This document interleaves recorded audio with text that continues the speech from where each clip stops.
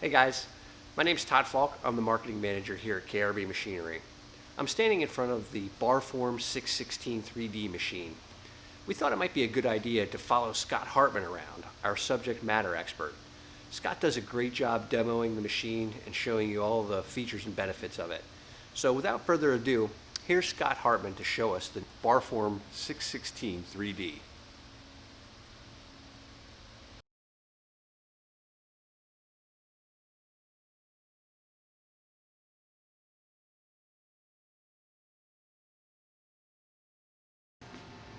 So starting up the machine, make sure e-stop is pulled out, turn power to on, right to start.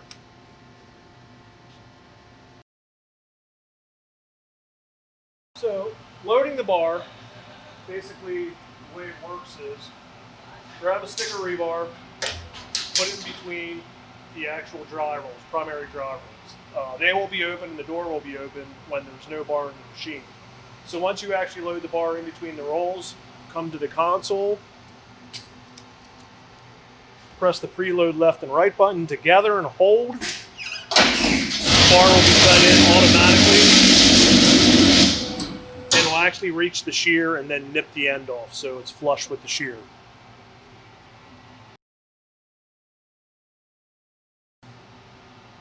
On the 616 3D, we have on the settings menu.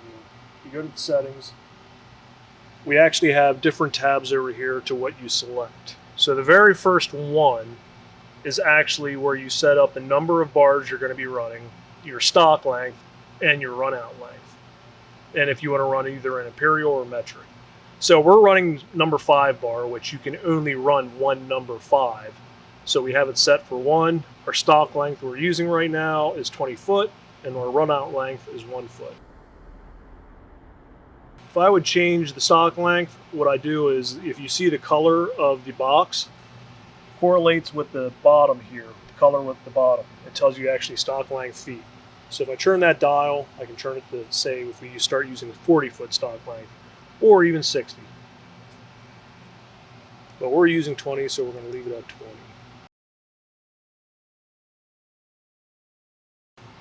So the next tab is actually what bar size we are selecting. And with this machine we're running right here, the 616 Barform 3D, it's going to be a bar only, but we use the same software to where we can run it on their 616 multiform, so we can select between coil or bar, but this machine we're always set on bar.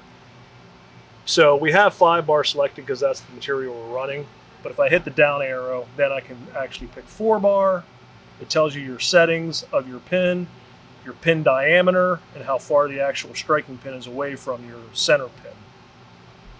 We go to 3 bar, you can see the dimensions change. We'll go back to 5 bar, and that is all set up that way. So then the next tab, this is the actual calibration screen. This is where you go in and basically do a test bend at a 45 degree, 90 degree, 135, or 180. Basically, this is where you get your bends set exactly for 90 degree, 45 for that bar size. And whenever you select a different bar size, it has its own saved settings for each bar size. The bend offset is for when you're doing a up-down bend. So the up bend versus the down bend, that way you can match them up.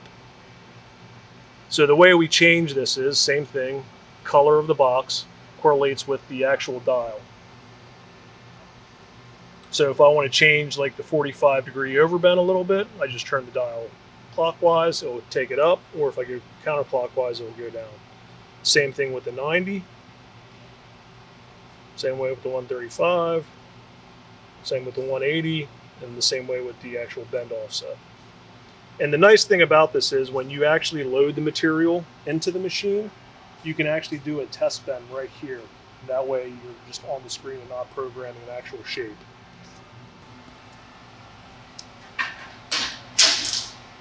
Load the bar in, press the preload left and right button together.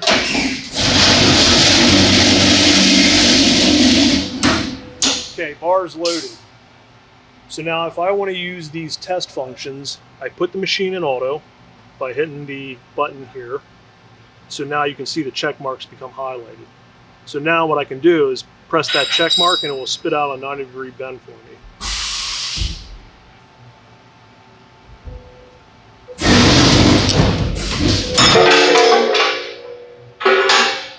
So then you can check it with a protractor to see if you're on a 90, and if it's weak or strong, you can adjust using the dial like I showed earlier. And change it and then run it again to see if you're getting an exact 90-degree bend.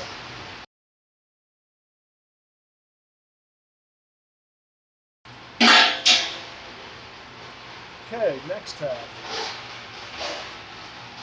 Next tab is the actual, it's another step if you need to get the calibrations dead on. So we can actually add a calibration point for if you're doing a 60-degree bend. What I can do is, if I add calibration point, what I can do is add in 60.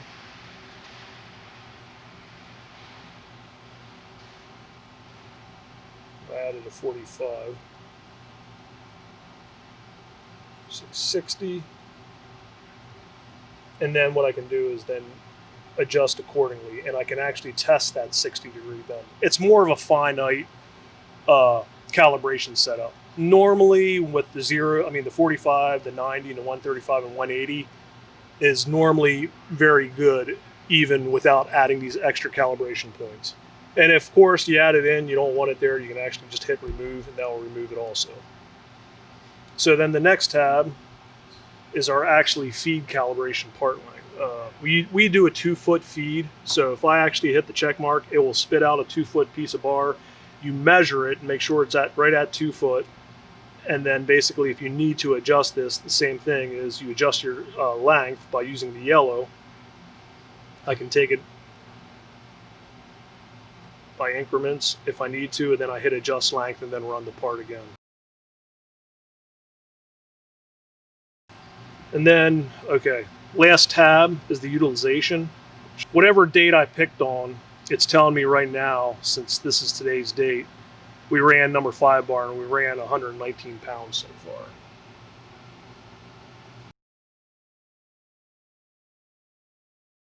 If you notice up top here, it says the machine is out of bar, because we actually do sense, we have a sensor in the machine that says that when the material is present. So right now we're out of bar, so I know I need to load. Also, when entering a shape or a job, it will prompt you to tell you to load bar if it is out of bar. So once I load the material, it will show up here that what stock length you actually had predetermined for the first stick. So when I load,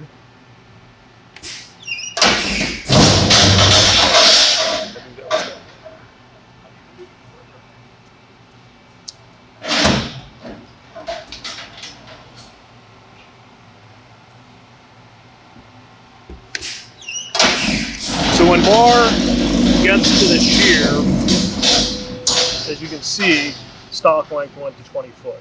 So it knows that there's 20 foot of material in the machine right now. That's how we actually know how to do the optimization then. Entering a part into the machine. For a lot of people, scanning tags. If you have a 2D barcode scanner with 2D barcode tags, scan the tag, puts the information, quantities in for you and everything. You can also manually enter by just hitting add leg. So the first, what we're going to do is just a simple 10-inch U-bar. So 10-inch, 90, add to another, 10-inch, 90, add to another 10-inch. And it actually is drawing the shape for you out here. So once I hit add, you can actually see the shape. The yellow dot denotes that that's where the shear is happening. So this is how the part is coming off the machine. So from this point here is, like, say we run it, we can actually make a test part or go in to run it as a job. But if I wanted to edit this shape, instead of going back into edit leg, I can actually edit it on the fly. So if I wanted to make these first 2 legs longer, same thing, the color of the box correlates with the dial. So if I want to change both of those legs, make them 1-foot legs instead of 10-inch legs, just by turning the dial, or taking down to 8 inches.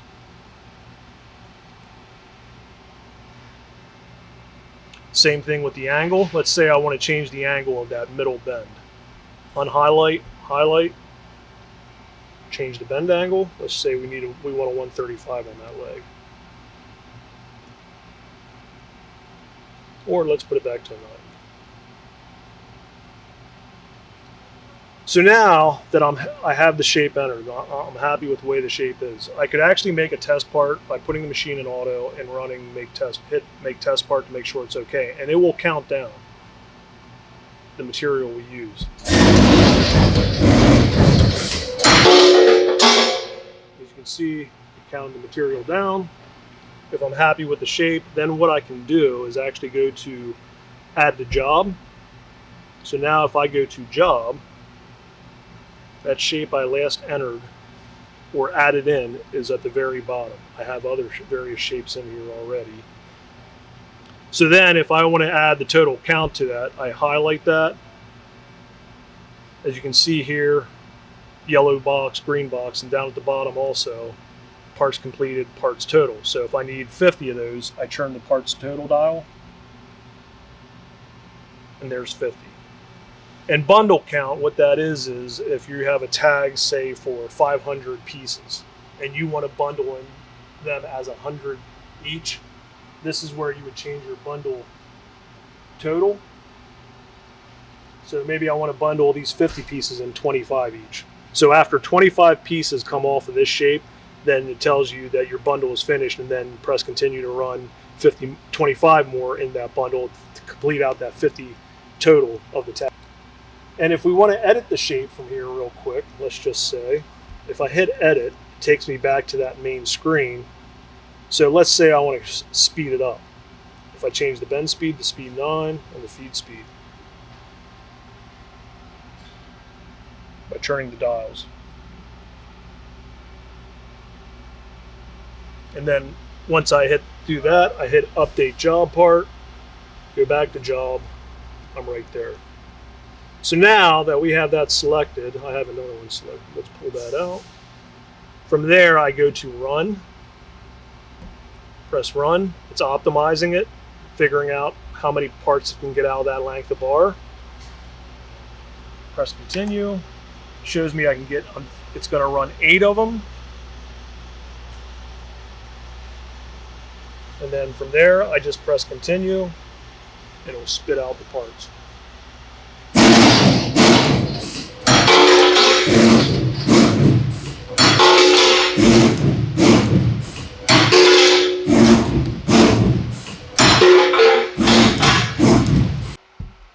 The nice part about this is we have the straight leg. It gives you the difference of going from a straight leg to, say, if you're running a circle. So if I tab on that, I can actually do an add circle with overlap length. So our diameter of the circle, say we want a 12-inch circle, and we want 8 inches of overlap. And if I hit add, you can see the actual shape of the circle then.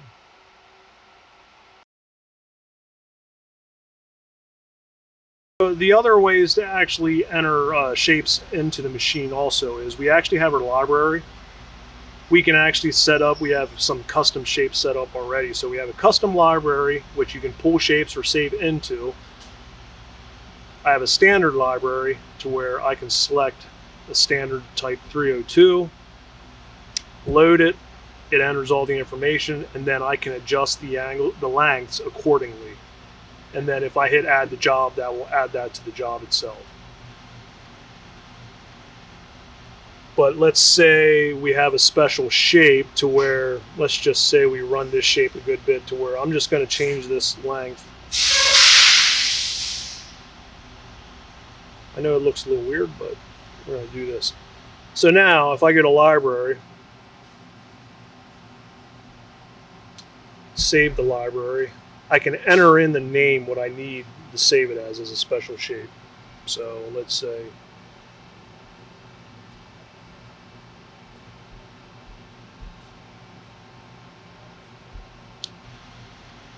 So now when I go back to library, you can see special was saved into it, and I can recall that from any time. And if I want to get rid of that shape, I just press delete from library. Now it's gone.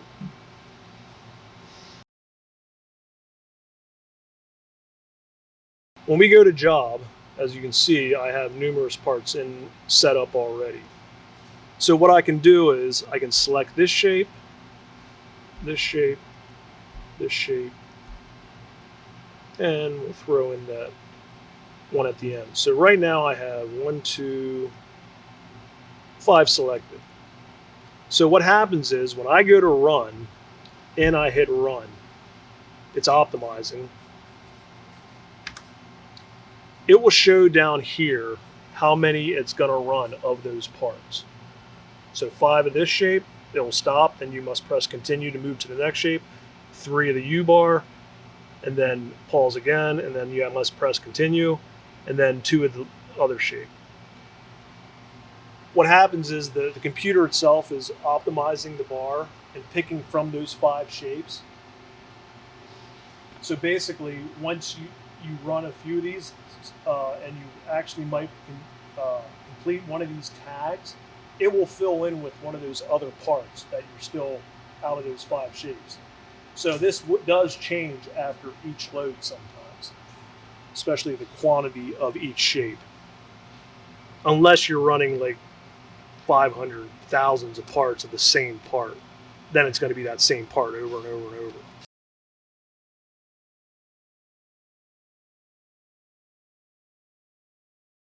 Each machine, each automatic comes equipped with Wi-Fi module.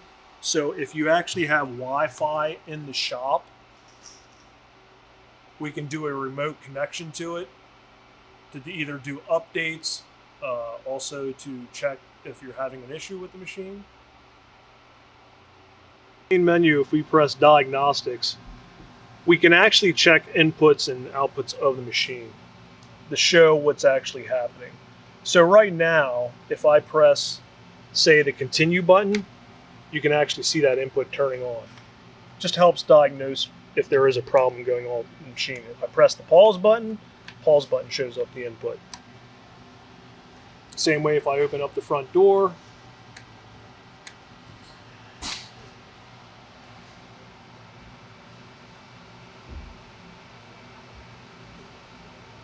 Close it.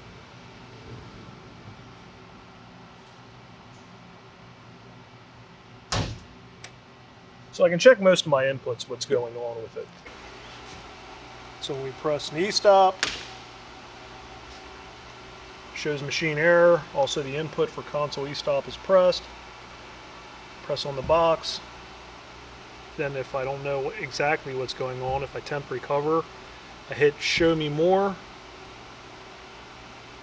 Then basically it's telling me the console emergency stop button is pressed, release button by twisting clockwise. So I do that. Hit done, temp recovery, machine's good to go now.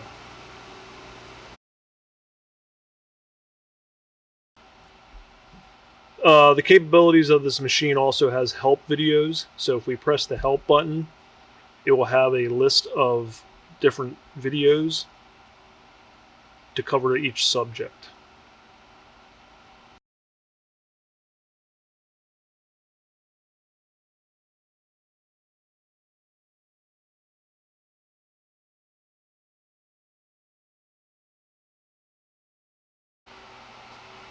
When switching bar size from going from 5 to 4, 4 to 3, you don't have to change any drive rolls, any of the guide rolls, or even the secondary rolls.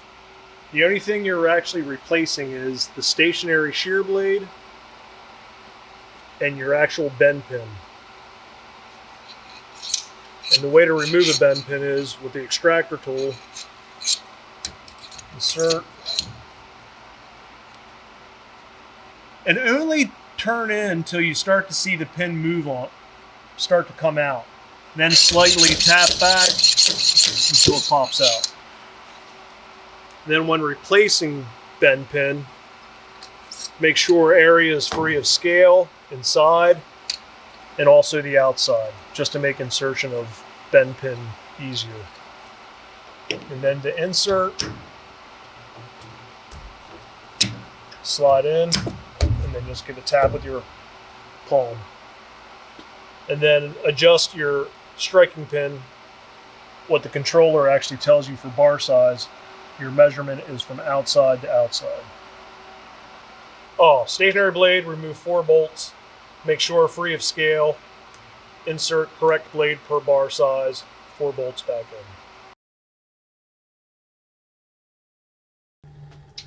This is our optional safety scanner. It can be moved back out of the way when doing 3D shapes. It has 2 zones, a warning zone that slows the machine down and a no-go zone that stops the machine completely. Easily recoverable with a few steps, and you never lose the shape.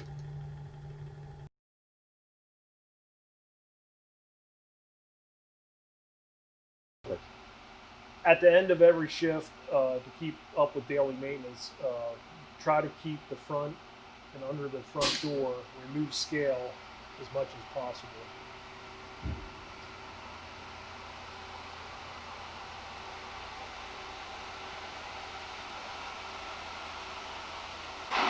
The only grease points that are on the machine are located in the back of the machine for the head mechanism moving up and down, and we say grease that every day, every morning before shift start.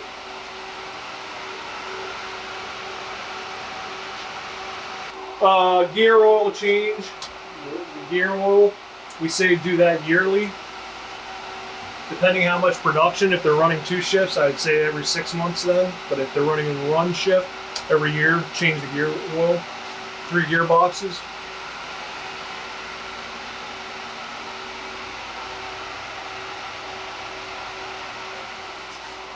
The air is used for the head up, down, head in and out, the primary pressure rolls and the secondary pressure rolls, and also the front door opening and closing. All right, guys, thanks for tuning in and watching about the Barform 616 3D machine. We'll be trying to bring you more content like this here in the near future, so stay tuned to our YouTube channels and www.krbmachinery.com. Thanks again.